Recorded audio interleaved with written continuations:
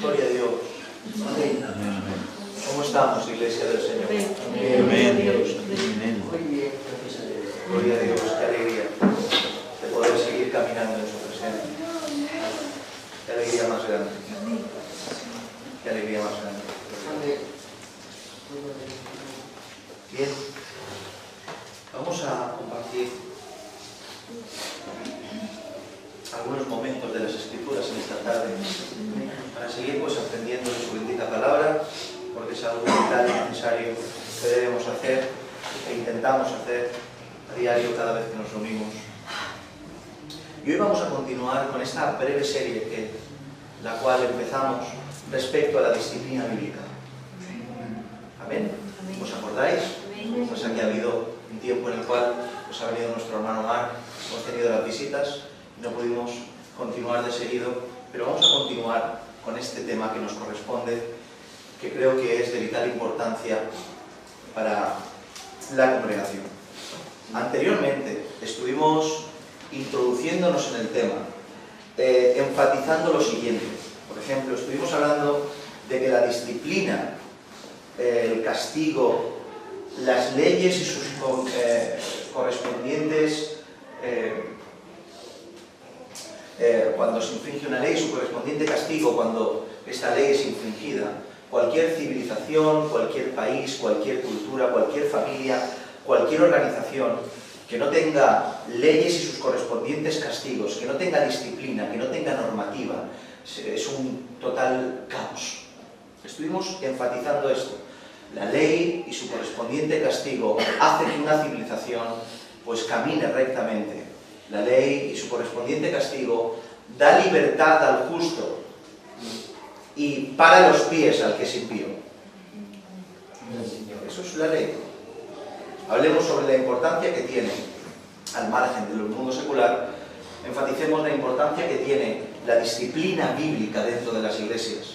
Toda iglesia que ha tenido un crecimiento a lo largo de la historia de la iglesia, toda iglesia que ha tenido la disciplina bíblica como uno de sus puntos importantes a la hora de administrar, ha sido una iglesia que ha crecido, no en cantidad, ha crecido en cercanía hacia el Señor. Una iglesia que ha madurado, una iglesia que ha caminado por las sendas que las Escrituras marcan.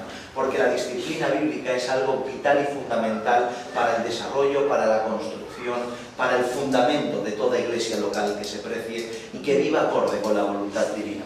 Pero sobre todo hicimos énfasis para introducirnos en el tema, en que Dios es un Dios que disciplina, Dios es un Dios que castiga, Dios es un Dios que trata con su pueblo. Amén. Y estuvimos haciendo énfasis en eso, que Dios, tanto en el pasado como en el presente como en el futuro, trata, administra con su juicio divino, con su disciplina desde el cielo a los que son suyos. ¿Os acordáis más o menos de lo que estuvimos hablando? La disciplina bíblica, las Escrituras, nos enseñan que desde el principio de los tiempos, lo vimos con Adán y Eva, la serpiente, la tierra, Dios comienza a disciplinar al ser humano. ¿Por qué? Porque Dios es un Dios justo. Amén. Pero Dios es un Dios de amor. Amén. Porque la disciplina de Dios no es solo porque sea justo, sino también porque aparte de que es justo, es un Dios de amor. Amén. Porque toda disciplina y castigo tiene solo un propósito: beneficiar a aquel que es castigado y disciplinado. Amén. La disciplina bíblica es la mayor manifestación, si no la mayor, una de las manifestaciones más palpables de Dios. Cuando Dios trata y disciplina, es un síntoma de que lo que está haciendo es puro amor, por cuanto dicen las Escrituras que Dios, al que tiene por hijo suyo, disciplina. Amén. Y estuvimos hablando y recordando todas estas cosas, y creo que pudimos introducirnos en este tema. Pero sobre todo, en el día de hoy me gustaría hablaros de que este castigo y esta disciplina de Dios es palpable y evidente, pero que no solo se limita a que Dios desde los cielos disciplina directamente hacia el hombre, sino que Dios en su soberanía trata y administra hacia el hombre y delega autoridad a los hombres para que ejerzan dicha disciplina bíblica. Dios toma a los seres humanos y los otorga de poderes y facultades para que puedan ejercer la disciplina y el trato y el juicio que proviene del cielo. Por tanto, hablaremos de cómo esa disciplina de Dios es administrada, por ende, delegada a sus hijos, para que éstos la puedan ejecutar con libertad. Amén. Amén. Comenzaremos así. Hay un punto general, así despacio, ¿vale? Hay un punto general y básico en las Escrituras que no tocaremos hoy, ya que es un tema muy extenso y que es un tema aparte que se tiene que tratar aparte porque es extenso. Y tiene que ver con la delegación divina, con la agencia divina. Agencia o delegación divina tiene que ver con que Dios deposita recursos, actitudes, dones, facultades a los hombres para desarrollar ciertas tareas a favor de su pueblo. Dios, a lo largo de la historia, ha delegado autoridad, ha dado autoridad a los hombres, los ha otorgado de favores y de dones y de capacidades para que la administración que viene del cielo, por medio de la delegación divina dada del cielo hacia los hombres, estos mismos hombres puedan ejercer una autoridad divina en este mundo material. ¿Me explico bien? Amén. Bien. Por ejemplo, para que lo puedan entender, tenemos que entender que Dios es un Dios espiritual. Amén. Dios es intangible. Dios no se le puede tocar. Dios vive en unas esferas, habita en la luz inaccesible, dice la Escritura. Por tanto, Dios habita en unas esferas que son inalcanzables para el hombre. Por tanto, Dios, que es espiritual, trata con esta esfera terrenal por medio de la propia materia que Él creó. Dios, que es espiritual desde el cielo, trata con este mundo físico y tangible por medio de lo que Él mismo creó. Se manifiesta y trata a través de su creación hacia la creación. Amén. ¿Entendéis esto? Amén. Por ejemplo, pongo un ejemplo. Dios abre el mar rojo sobrenaturalmente. ¿Y cómo lo hace? Dice la Escritura, Éxodo capítulo 14, verso 21. Y extendiendo Moisés su mano sobre el mar, e hizo el Señor que el mar se retirara por recio viento oriental toda aquella noche, y volvió el mar en seco, y las aguas quedaron divididas. ¿Qué fue lo que separó el mar? Un milagro. ¿Estáis de acuerdo conmigo? Amén. Un milagro. Pero ese milagro se realizó desde el mundo espiritual, desde la esfera celestial, desde esa luz inaccesible, por medio del mundo material, para que se ejerciera dicho milagro. Amén. Por tanto, Dios desde los cielos hizo un milagro sobrenatural que llegó desde el cielo, pero por medio de un acontecimiento de la propia materia. Se abrió el mar rojo, sí. Fue un milagro, sí. ¿Pero por medio de qué? De un viento recio que vino. ¿Entendéis el concepto que quiero hacer? Dios se manifiesta en este mundo material por medio de lo físico que Él mismo creó. No sé si me explico. Amén. Gloria a Dios, amén. Un ejemplo muy claro respecto a esto, para que nos podamos entender y sumergir en este tema. De lo que estamos hablando hoy es que vemos a Dios cómo interactúa y habla con el hombre por medio de esto que estamos hablando, por medio de los propios hombres y por medio de su propia creación. A todos seguro que ahora nos vendrá el mismo verso a la mayoría de nosotros. Hebreos capítulo 1, verso 1 y 2 dice: Dios, habiendo hablado muchas veces y de muchas maneras en otro tiempo a los padres por los profetas, en estos postreros días nos ha hablado por el Hijo.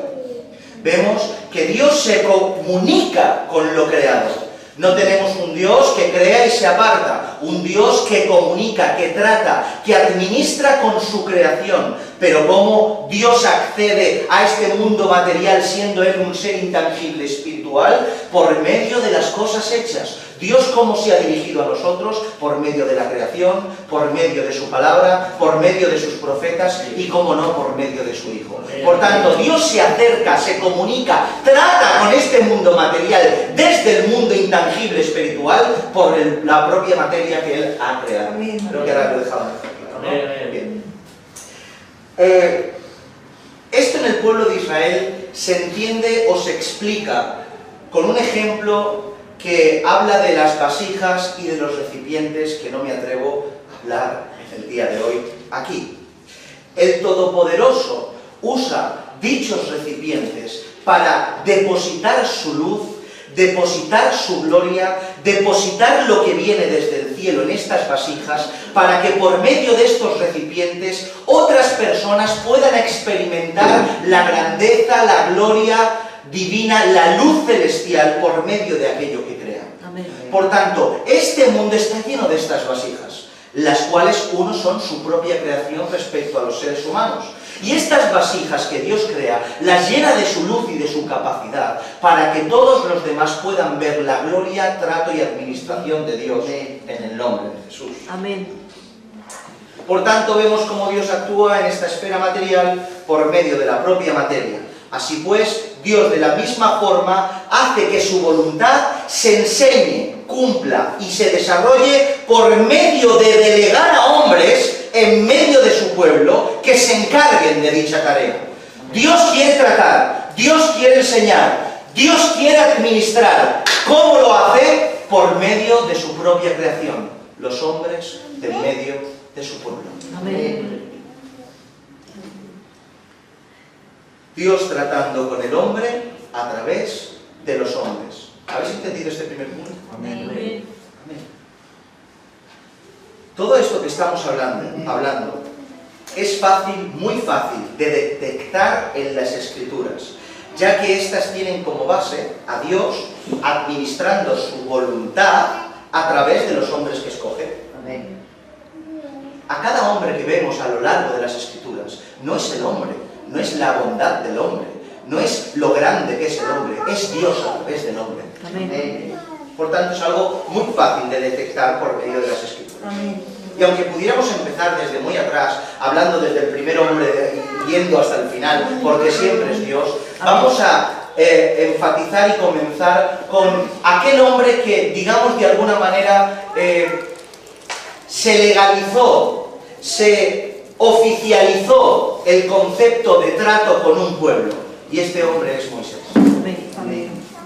Todos conocéis a Moisés. Amén. Moisés, que por mandato de Faraón, su madre y sus padres lo escondieron, lo pusieron en un lugar, llegó a parar a las manos de la hija de Faraón y allí se crió. El Señor lo llamó, dejó la comodidad de palacio, atravesó el desierto, se encontró con el Señor en una zarza y allí estuvo, lo encomendó, le dijo: vuélvete porque mi pueblo, he escuchado yo su clamor y necesito que tú lo salves.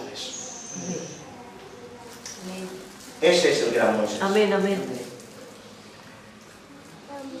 Bien, pues cuando Moisés llega, liberta a su pueblo con mano poderosa y fuerte, por medio de prodigios y señales y milagros. Moisés arrastra a su pueblo y lo lleva por medio del desierto hasta las faldas del monte Sinaí. Y es en el Sinaí, cuando llegamos a la historia del Sinaí, del gran acontecimiento de la recepción de la Torá, Moisés no es solo quien la recibe, ni tampoco solo el que la enseña, sino también, escucha bien, el que legisla, el que dictamina qué es bueno y qué es malo, y el que implanta el castigo correspondiente. Cuando Moisés llega al Sinaí, no solo es escogido para darle la escritura a Moisés, sino para que éste fuese el encargado de transmitirla, de enseñarla, de orientar, de dictaminar entre lo bueno y lo malo, y de ponerse como juez en medio del pueblo para administrar la disciplina y correspondiente castigo de parte del Señor. Leemos en Éxodo capítulo 18, versos del 13 al 16. Dice: aconteció que al día siguiente se sentó Moisés a juzgar al pueblo, y el pueblo estuvo delante de Moisés, escucha bien, desde la mañana hasta la tarde, viendo el suegro de Moisés todo lo que él hacía con el pueblo, dijo: ¿qué es esto que haces tú con el pueblo? ¿Por qué te sientas tú solo y todo el pueblo está delante de ti desde la mañana hasta la tarde? Y Moisés respondió a su suegro: porque el pueblo viene a mí para consultar a Dios. Cuando tienen asuntos, vienen a mí, y yo juzgo entre el uno y el otro, y declaro las ordenanzas de Dios y sus leyes. Moisés tratando, juzgando y administrando la ley de Dios a favor del pueblo. Por un lado tenemos a Moisés, el cual fue escogido por Dios y con una vasija perfectamente preparada para dicha tarea. Moisés fue lleno del Señor para ejecutar dicha tarea.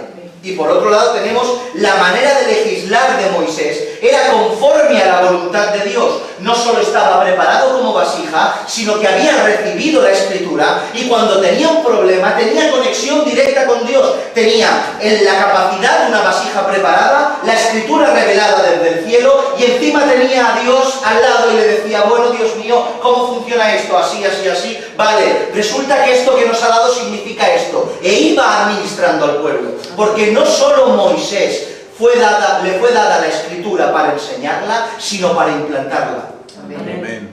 Y para legislar cuando alguien transgrieda dichas leyes. Para juzgar qué es bueno y qué es malo. Y se ponía desde la mañana hasta la noche en medio del pueblo a juzgar. Por tanto, el pueblo era a Moisés quien acudía, ya que sabía que Dios le delegó dicha autoridad. No tenían ningún tipo de duda el pueblo.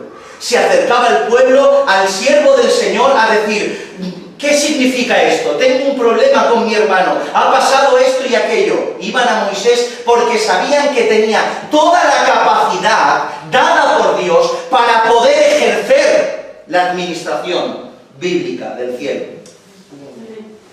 Como bien hemos dicho, Moisés no solo instruía, enseñaba y mediaba entre el pueblo, sino que dictaminaba y implantaba el castigo, hasta extremos máximos, castigos disciplinarios de nivel máximo. Dice la Escritura, Números 15, 32 al 36. Estando los hijos de Israel en el desierto, hallaron a un hombre que recogía leña en el día de reposo. Y los que le hallaron recogiendo leña, lo trajeron a Moisés y a Aarón y a toda la congregación. Y lo pusieron en la cárcel, porque no estaba declarado qué se le debía hacer. Y el Señor dijo a Moisés, irremisiblemente muera aquel hombre, apedreadlo toda la congregación fuera del campamento. Entonces lo sacó la congregación fuera del campamento y lo apedrearon y murió como el Señor mandó a Moisés. Un juez designado con tal autoridad que era capaz de dictaminar por mandato divino, no por el suyo, la pena capital, hermanos. Que un hombre muera. Por tanto, el juez designado por Dios acorde con lo estipulado por él, tenía autoridad total, hasta el grado máximo de implantar la pena capital. Porque Dios disciplina. Amén. Dios castiga. Amén. Y Dios lo hace por medio de la delegación autorizada desde el cielo hacia sus hijos. Amén. Pero esto no solo quedó exclusivo para Moisés. No solo quedó exclusivo para Moisés, sino que fue pasando de generación tras generación hasta el día de hoy. Dicen los sabios de Israel, en el libro del Pirkei Avot, en el capítulo 1, dice: Moisés recibió la Torá en Sinaí y la transmitió a Josué, Josué a los ancianos a los profetas y los profetas a la gran asamblea. O sea, que la transmisión de la ley, su explicación y por supuesto sus aplicaciones de castigo y disciplinatorias fueron pasando desde Moisés tras generación para que la ley divina fuera enseñada pero también implantada con su correspondiente castigo, porque Dios a los que son suyos los ama y los disciplina. Amén. Pero vamos a leer las Escrituras respecto a esto, si es verdad o no. Éxodo capítulo 18, del 17 al 27. Dice la Escritura así. Vamos a ir despacio, ténganme paciencia. ¿La cita cuál era? 18, 17, 27 de Éxodo. Dice: entonces el suegro de Moisés le dijo: no está bien lo que haces, desfallecer del todo tú, y también este pueblo que desfallecerás tú y también el pueblo que está contigo, porque el trabajo es demasiado pesado para ti. No podrás hacerlo tú solo. Oye ahora mi voz. Yo te aconsejaré y Dios estará contigo. Estate tú por el pueblo delante de Dios y somete tú los asuntos de Dios. Y enseña a ellos las ordenanzas y las leyes y muéstrales el camino por donde deben andar y lo que han de hacer. Además, escoge tú de entre todo el pueblo varones de virtud, temerosos de Dios, varones de verdad, que aborrezcan la avaricia, y ponlos sobre el pueblo por jefes de millares, de centenas, de 50 y de 10. Ellos juzgarán al pueblo en todo tiempo, y todo asunto grave lo traerán a ti. Y ellos juzgarán todo asunto pequeño. Así aliviarás la carga de sobre ti, y la llevarán ellos contigo. Si esto hicieres, y Dios te lo mandare, tú pondrás sostenerte, y también todo este pueblo irá en paz a su lugar. Y oyó Moisés la voz de su suegro, e hizo todo lo que dijo. Entonces escogió Moisés varones de virtud de entre todo Israel, y los puso por jefes sobre el pueblo, sobre 1000, sobre 100, sobre 50 y sobre 10, y juzgaban al pueblo en todo tiempo. El asunto difícil lo traían a Moisés, y ellos juzgaban todo asunto pequeño. Y despidió Moisés a su suegro, y éste se fue a su tierra. Vemos en estos textos tantas cosas interesantes de hablar, tantísimas cosas, pero solo destacar un par de ellas para que nos orienten respecto al tema que estamos hablando. Primero, el ministerio y responsabilidad y facultad de juzgar no solo quedó a Moisés, sino que era algo que iba a ser delegado a las siguientes generaciones. Vemos como no solo era exclusivo de Moisés, sino que Moisés delega a los demás para que le acompañen en ese juicio. Cuando Moisés faltara, estos quedarían juzgando dichas tareas cuando él no pudiera hacerlo personalmente. Es un punto número uno. Y punto número dos, no solo era una cosa de uno. O sea, no es que Moisés iba a delegar a uno, un personaje individual para que pudiera juzgar, sino que cogió entre medio del pueblo de Israel a un grupo de personas. O sea, no solo es que Moisés fuera exclusivo para él, sino que tampoco era exclusivo para otra persona individual, sino que de Moisés directamente se pasó a un montón de gente de entre medio del pueblo para que pudiera juzgar y legislar como jueces en medio del pueblo de Israel. No fue tampoco de cualquier manera ni de cualquier forma la manera de elegir y transmitir y delegar esta clase de autoridad en medio del pueblo. Eran hombres escogidos, escucha bien, dice la Escritura, entre el pueblo. Y esto no significa que entre el pueblo sea cualquiera del pueblo. O sea, Moisés dijo, bueno, voy a escoger gente entre en medio del pueblo. A ver, vamos a ver todas las tribus que se acercan aquí. A ver, el del moreno de la esquina, el de la barba, el del bigote, el de tal, veniros para aquí, vamos a ministrar. No hizo tal cosa Moisés, en absoluto, sino que escogió entre medio del pueblo gente capacitada, con cualidades ya dadas por Dios, para que pudieran ejercer dicha autoridad delegada por Dios, para poder juzgar en medio del pueblo. Dice el mismo capítulo 18 del Éxodo, dice, escoge tú de entre tu pueblo, escucha bien, a varones de virtud, temerosos de Dios, varones de verdad, que aborrezcan la avaricia. Por tanto, no era cualquiera, no era cualquier persona, sino hombres íntegros de testimonio para poder ejercer dicha tarea.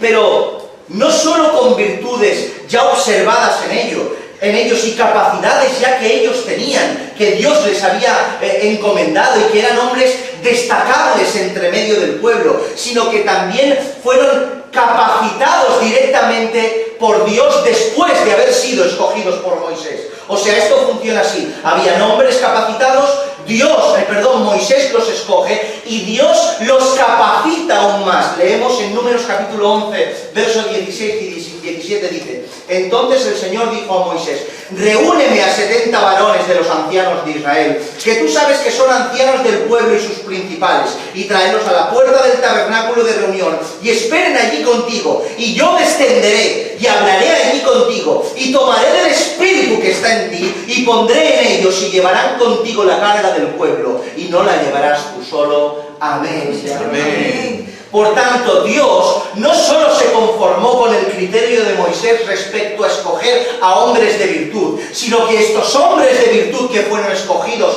por Moisés, Dios los apartó, descendió y tomó la facultad por medio de su espíritu que depositó en Moisés, extrajo de ese espíritu espíritu de Moisés y lo segregó por los 70 para poder administrar. Por tanto, la capacidad que Dios le dio a Moisés, ahora la tenían en una manera más reducida aquellas personas que Dios había capacitado. Impresionante, mis hermanos. Impresionante. Así pues, hombres con testimonio, escogidos con sumo cuidado entre el pueblo y embestidos del espíritu capaz para poder ejercer dicha autoridad en medio de los hombres. ¿Hasta aquí me seguís? Amén. ¿Sí? Amén.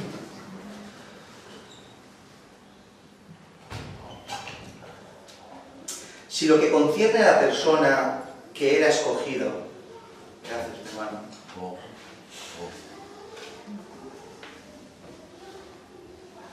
Señor te bendiga. Si lo que concierne a la persona que era escogida para juzgar tenía que ir ligado a una santidad máxima, la manera después de escogerte, la manera que tenían de juzgar, tampoco era de cualquier forma. Hay un texto que especifica la forma que debían tener estas personas, incluido Moisés, a la hora de juzgar y administrar al pueblo. No un texto, ni muchos, pero tomemos uno.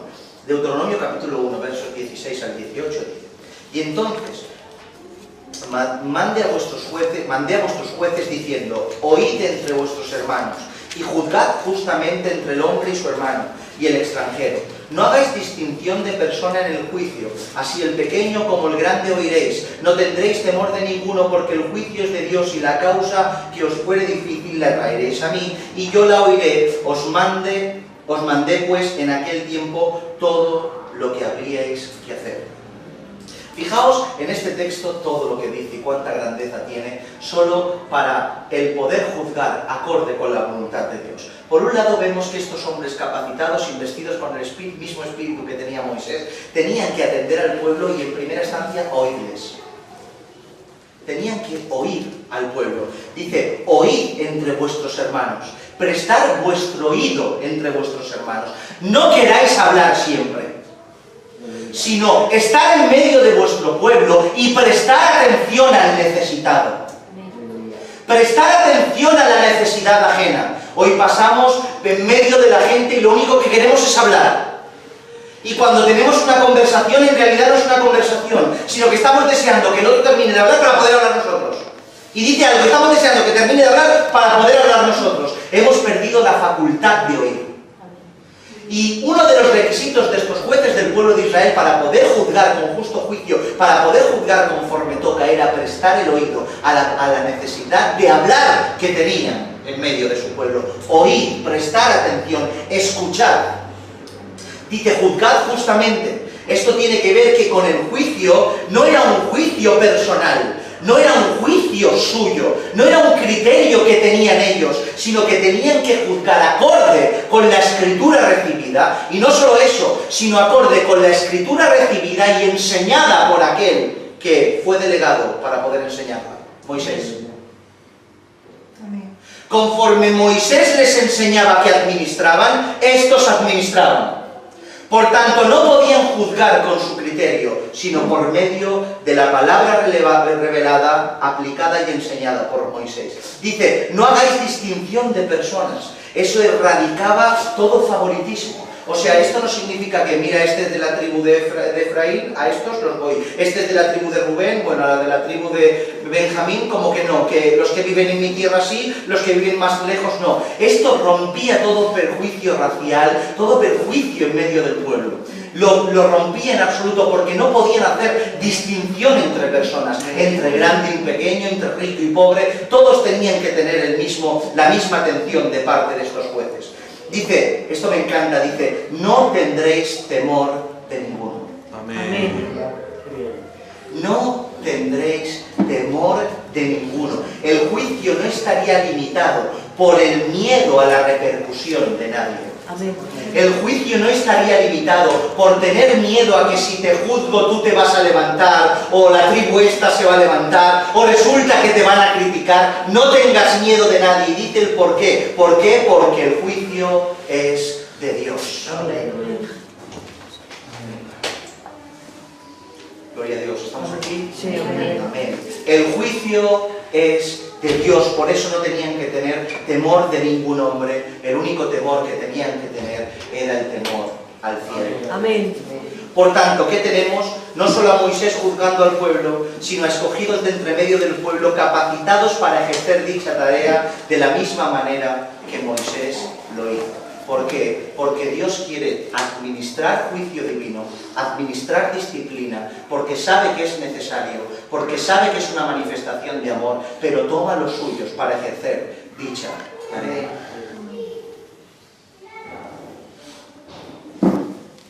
Esto que aconteció con Moisés y los escogidos para compartir dicha tarea fue algo que, pasando, como hemos dicho, de generación en medio del pueblo de Israel, y cada vez fue tomando más forma. Vemos como en el transcurso de las Escrituras el pueblo de Israel ha tenido líderes que desempeñaban dicha tarea y hombres del medio del pueblo que desempeñaban la función de enseñar y juzgar al pueblo según la voluntad de Dios.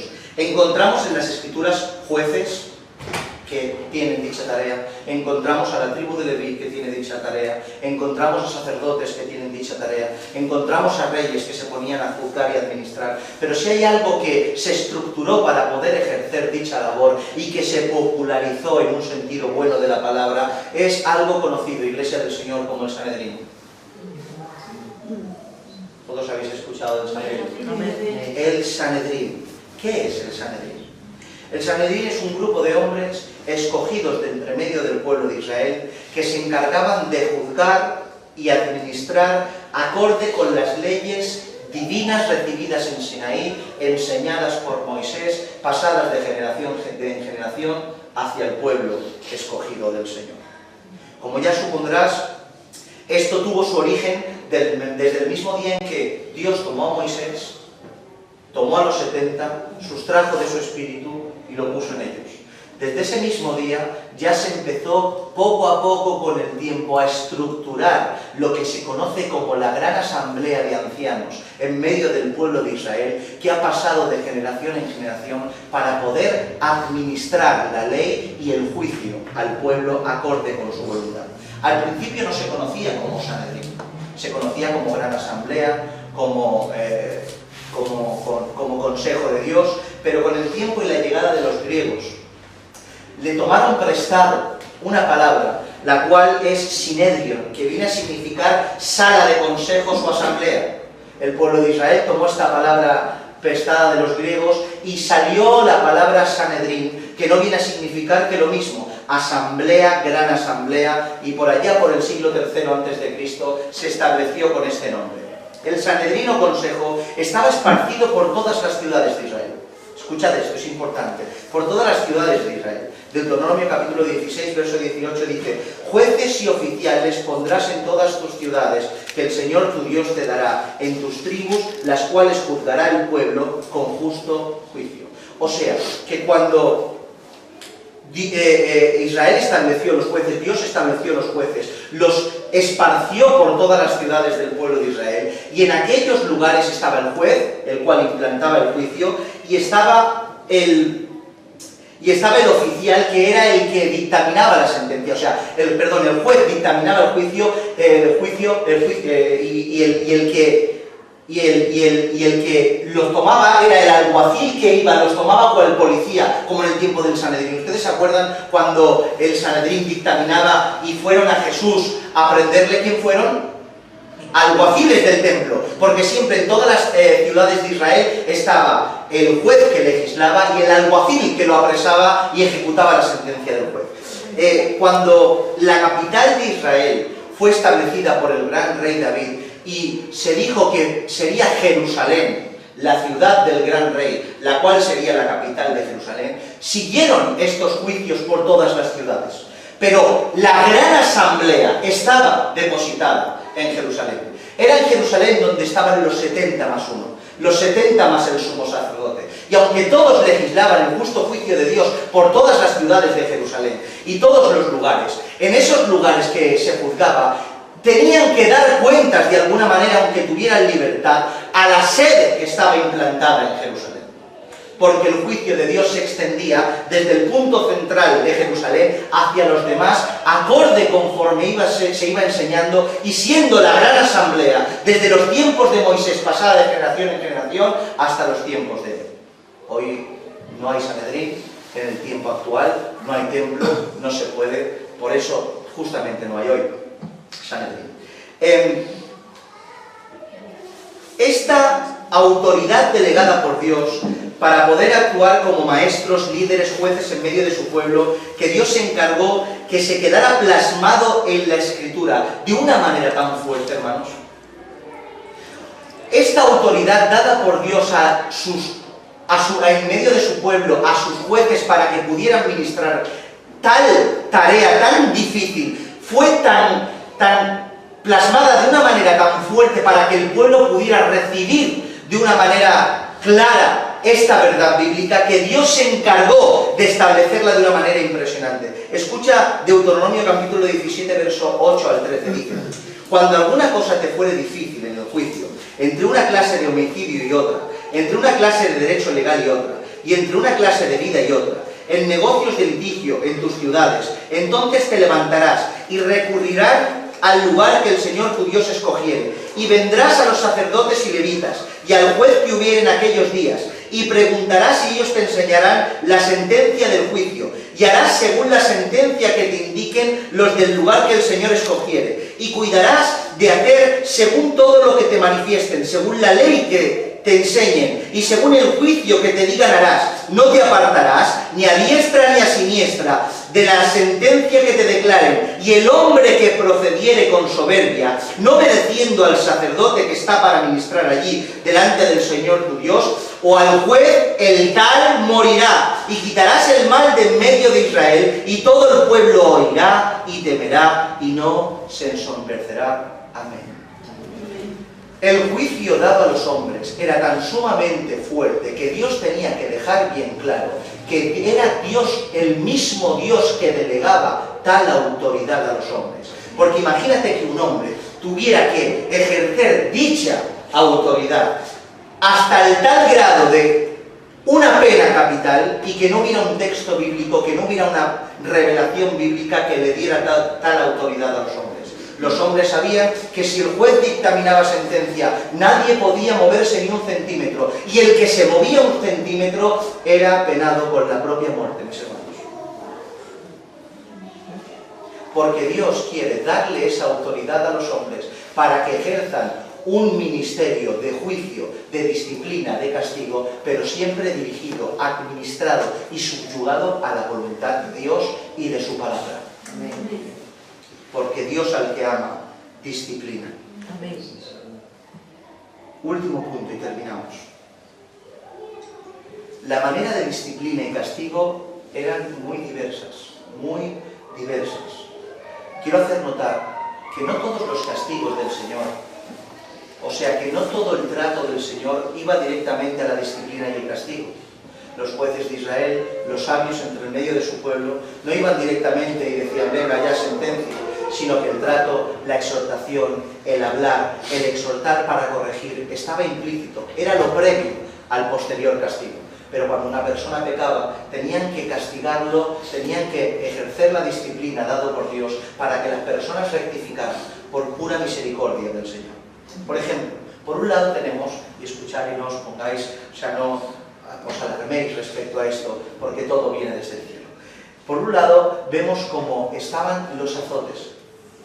Deuteronomio capítulo 25, verso del 1 al 3 dice: si hubiere pleito entre algunos y acudieran al tribunal para que los jueces los juzguen, estos absolverán al justo y condenarán al culpable. Y si el delincuente mereciera ser azotado, entonces el juez le hará echar en tierra y le hará azotar en su presencia. Según su delito será el número de azotes. Se podrá dar 40 azotes, no más, no sea que si lo hirieres con muchos azotes, más que estos, se sienta tu hermano envilecido delante de tus ojos. Vemos como el culpable de un delito podía ser azotado no más, pero con un máximo de 40 golpes.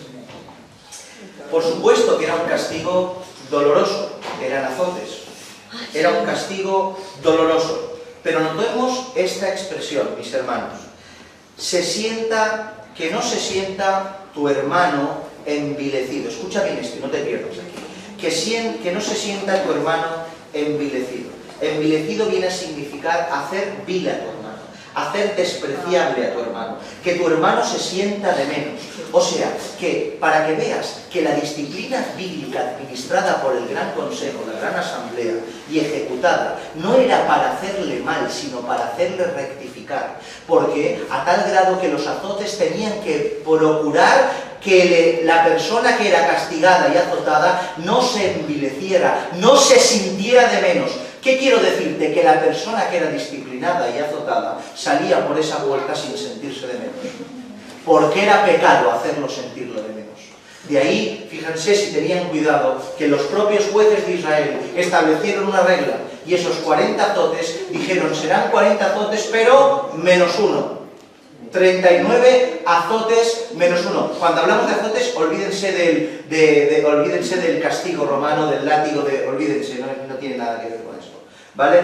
Y pusieron esta ley para no sobrepasarse y darle 41, infringir por un lado el mandamiento y por otro lado no tener remisión, y que la persona que estuviera siendo castigada se envileciera contra nosotros, se pusiera triste, sino que el trato era que rectificara, porque Dios castiga, sí, Dios disciplina, sí, por medio de sus hijos, sí, pero ¿para qué? Para siempre beneficio de su mano. Amén.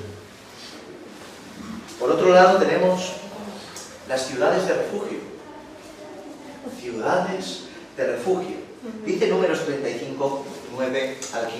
Dice, habló el Señor a Moisés diciendo, habla a los hijos de Israel y diles, cuando hayáis pasado al otro lado del Jordán, a la tierra de Canaán, os señalamos ciudades de refugio tendréis, donde huya el homicida que hiriere a alguno de muerte sin intención, y os serán aquellas ciudades para refugiarse del vengador, y no morirá el homicida hasta que entre en juicio delante de la congregación. De las ciudades, pues, que haréis, tendréis 6 ciudades de refugio, 3 ciudades daréis a este lado del Jordán, y 3 daréis en la tierra de Canaán, las cuales serán ciudades de refugio. Estas 6 ciudades serán de refugio para los hijos de Israel y para el extranjero y el que mora entre ellos, para que huya ya cualquiera que hiriere de muerte a otro sin intención. En Números 35, el 24 al 25, un poquito más para adelante, también dice, entonces la congregación juzgará entre el que causó la muerte y el vengador de la sangre conforme a estas leyes, y la congregación librará al homicida de mano del vengador de la sangre, y la congregación lo hará volver a su ciudad de refugio, en la cual se había refugiado, y morará en ella hasta que muera el sumo sacerdote, el cual fue ungido con el aceite santo. Cuando se repartieron las tierras de Israel, cuando Josué conquistó Canaán, y sacó al amorreo, al eteo, al ferezeo, ustedes ya saben, se repartieron las tierras de Israel entre las 12 tribus, exceptuando una.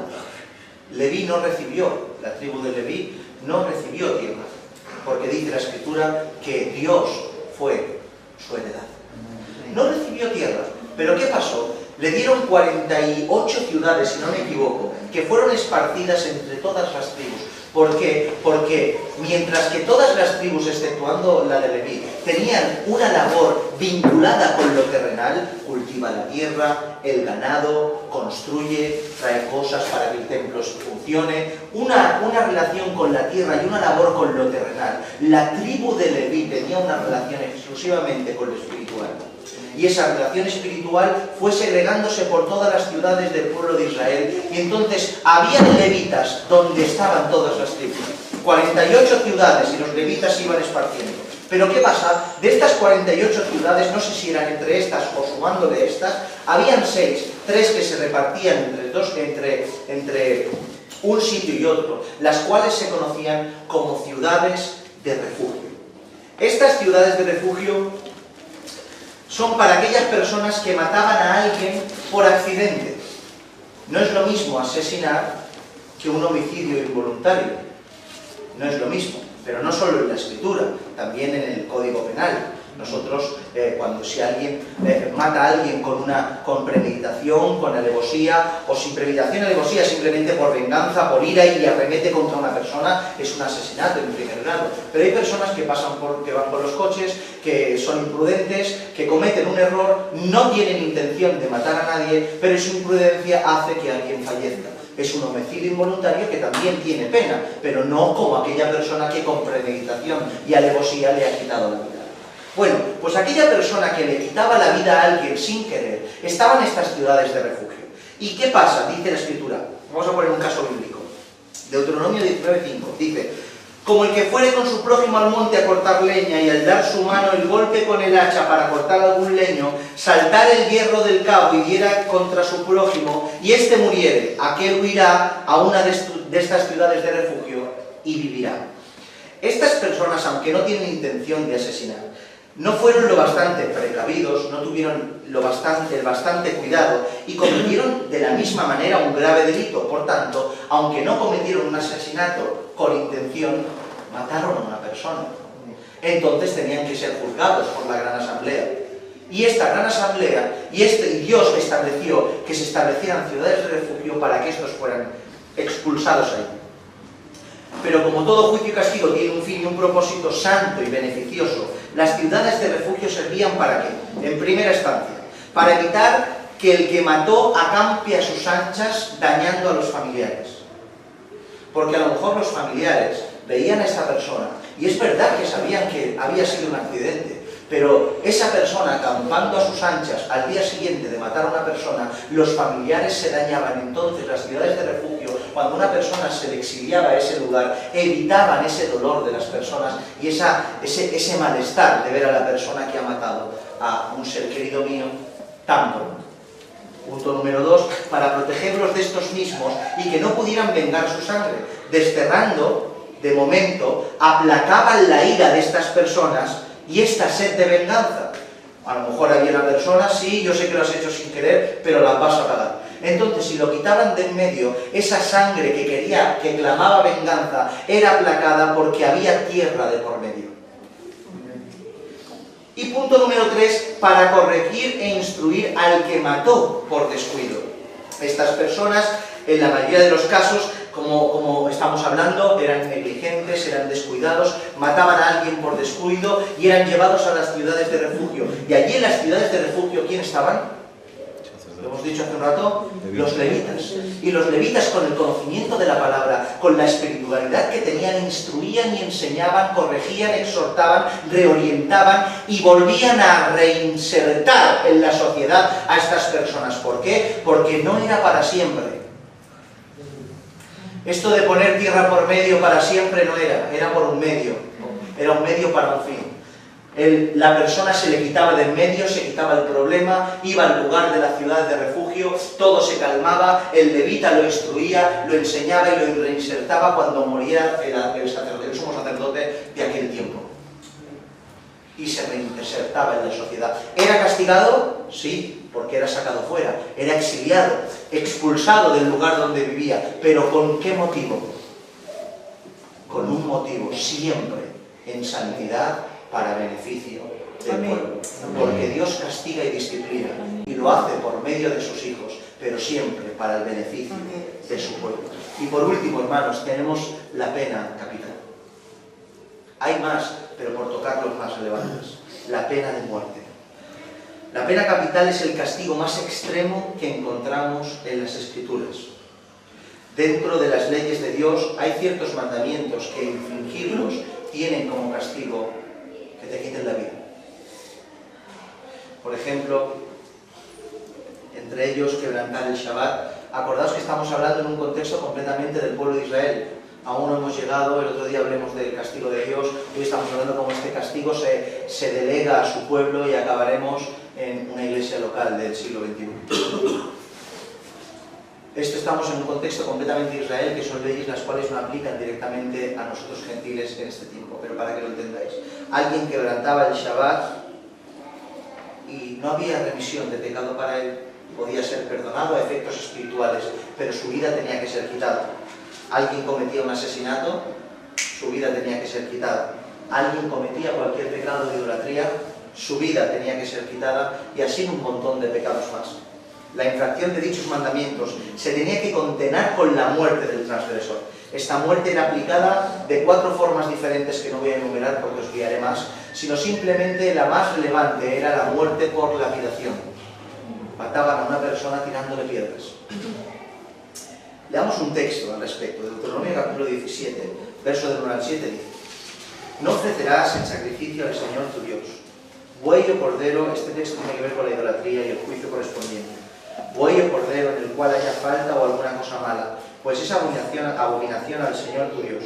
Cuando se hallare en medio de ti en alguna de tus ciudades que el Señor tu Dios te da, hombre o mujer que haya hecho mal ante los ojos del Señor tu Dios, traspasando su pacto, que hubiere ido y servido a dioses ajenos y se hubiera inclinado a ellos, ya sea el sol o la luna o todo el ejército del cielo, lo cual yo he prohibido, y te fuere dado aviso, y después que oyeres y hubieres indagado bien las cosas, pareciere de verdad cierta que tal abominación ha sido hecha en Israel, entonces sacarás a tus puertas al hombre o a la mujer que hubiera hecho esta mala cosa, sea hombre o mujer, y los apedrearán y así morirán. Por dicho de 2 o 3 testigos morirán.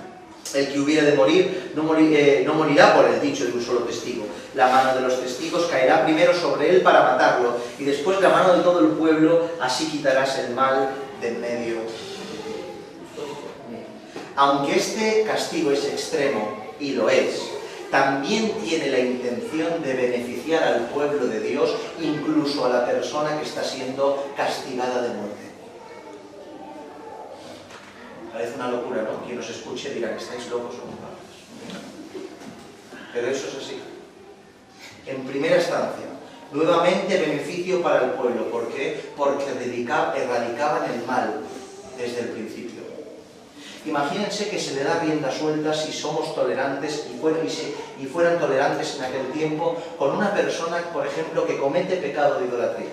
Esa persona ha dejado al Dios único y verdadero, de alguna manera, está infiltrado por alguna de las tribus de Israel y adora a un Dios ajeno al sol. Y a esa persona no se le dice nada, bueno, no lo hagan más, y se le deja ir. A esa persona empieza a infectar con su doctrina malvada, pagana, idolátrica, en medio del pueblo. Sus hijos que crecen y nacen con el mismo pensamiento del seno familiar. Y se va generando un grupo de personas cada vez más elevado que podría contaminar aún más al pueblo de Israel. Dios, ¿qué hace? Para proteger al pueblo, erradica el mal desde el principio. Este es idólatra, que muera. Para beneficio del pueblo. Pero no solo para beneficio del pueblo, sino para beneficio de la persona que ha pecado. Está claro que en aquellos tiempos, de esa manera, de ese pecado, no había remisión para que pudiera permanecer en vida. Tenía que morir porque pecó. No había posibilidad, no había sacrificio posible para que esa persona pudiera mantenerse en vida, sino que el juicio tenía que ser de muerte. ¿Pero qué dice la Escritura? Sin derramamiento de sangre no hay remisión de pecado. Entonces, ¿qué pasaba? Que cogía la gran asamblea a ese pueblo, a esa persona, la juzgaba bien. Primero dice la Escritura, se cercioraban que todas las cosas fueran ciertas, se cercioraban que todas las cosas fueran verdaderas. No venía uno, oye, este ha hecho 2 o 3 testigos, y que los testigos se pongan aquí al principio, porque cuando dictaminemos esta sentencia son los primeros que van a tirar las piedras. Se indagaba bien, y cuando se indagaba bien, se le hablaba a la persona, se le exhortaba a rectificar, le sacaban la confesión a la persona, no confesión de confesar lo hecho, sino que la persona se volcaba en arrepentimiento y hacía teshuvá en aquellos momentos, y decía, perdóname Señor porque he pecado, y se arrepentía. Y cuando lo mataban, la sangre en vida derramada de esta persona expiaba su propio pecado, y no solo se erradicaba el mal del pueblo, sino que salvaban el alma de esa persona. Por tanto, algo tan extremo como la pena capital dentro de la Escritura tenía toda una connotación de amor y favoritismos para el medio del pueblo.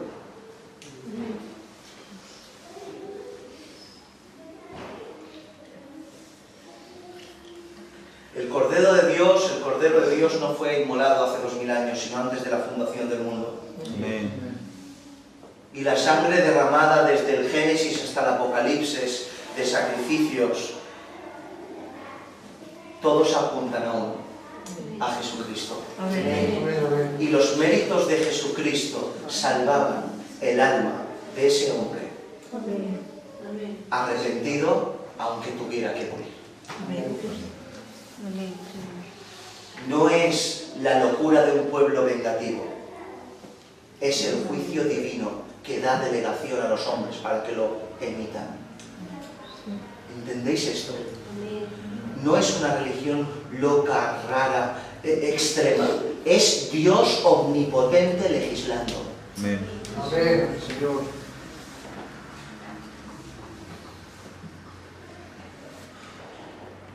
Este tipo de castigo, quiero deciros que no era algo habitual. A lo mejor podemos pensar de que ahí estaba el pueblo de Israel y que eso era como el corredor de la muerte. Venga, que pase uno, tú, muerto, piedras. El otro ahorcado, el otro no. No iba así. No iba así. Estos casos se pueden contar a lo largo de la historia del pueblo de Israel con los dedos, mis hermanos. Con los dedos. Dicen los que saben respecto a esto, que en muy pocas ocasiones se utilizaba dicho castigo. Es más, si un Sanedrín, una asamblea, dictaminaba por sentencia de muerte a más de dos personas, perdón, a más de una persona, o sea, eran 2 personas al año que lo hacían, y ese Sanedrín era disuelto y sustituido por otro porque era dictaminado como un Sanedrín sangriento. 2 personas en un año. O sea que eran casos puntuales. Eran casos puntuales, porque la ley de Dios está dada no para que las transgredas, sino para que te detenga. El castigo divino, una de las facultades que tiene, ¿os acordáis la primer día que estuvimos hablando de este? Es que te para los pies. Amén. Porque sabes la consecuencia que te viene. Porque al Señor se le sigue por amor, sí, pero también por temor. Amén. Por tanto, en conclusión, y me he extendido demasiado, la disciplina y el castigo se ejerce siempre en sumisión al Escrito, con espiritualidad y con un propósito de beneficio para el pueblo de Dios. Exactamente con el mismo propósito que Dios mismo tiene. No podemos separar, siempre y cuando todo sea acorde con la Escritura. Y ahora hablando en un contexto del pueblo de Israel, que ejercía la disciplina bíblica, no podemos creer que la disciplina de Dios directamente hacia el hombre es pura, santa y buena, y la disciplina de los hombres que ha sido delegada por Dios acorde con la Escritura no lo es. El juicio divino de Dios desde los cielos, emitiendo un juicio, Dios juzgando a Adán y Eva, era un juicio bueno y para beneficio de ellos, pero el pueblo del Señor a lo largo de la historia, administrando juicio, castigo, inclusive pena de muerte, también era un juicio de Dios para el beneficio y la rectificación del pueblo. Porque Dios ha dictaminado tratar a su pueblo por medio de su pueblo. Y hemos intentado en esta tarde, con la ayuda del cielo, con mis labios torpes, intentar explicar de que Dios ha delegado en medio de su pueblo, durante toda la trayectoria bíblica, a hombres capacitados con espiritualidad, virtud, con ejemplo, con testimonio, para que ejerzan el juicio divino y administren equidad y disciplina en medio de su pueblo, solo para el beneficio del pueblo en general y para el beneficio de la persona individual que está siendo juzgada. Amén. ¿Habéis entendido todo esto? Amén. Aunque sea un poco. Amén, amén. Gloria a Dios. La próxima reunión, próximo culto, no sé cuándo será, ya nos meteremos en materia directa que refiere a nosotros e intentaremos avanzar un poquito más, y espero que en una lección más podamos terminar esta serie de disciplina bíblica y hayamos aprendido desde el principio todo lo que corresponde a esto, y que no es sacado de alguien que se lo inventó un día en una iglesia, sino que sale desde el mismo corazón de Dios, pasando por todas las Escrituras, por el filtro de Dios y de su pueblo y de su espíritu, hasta llegar a una iglesia local, casa de David, aquí. Amén. Amén. Amén. Amén. Inclina tu cabeza.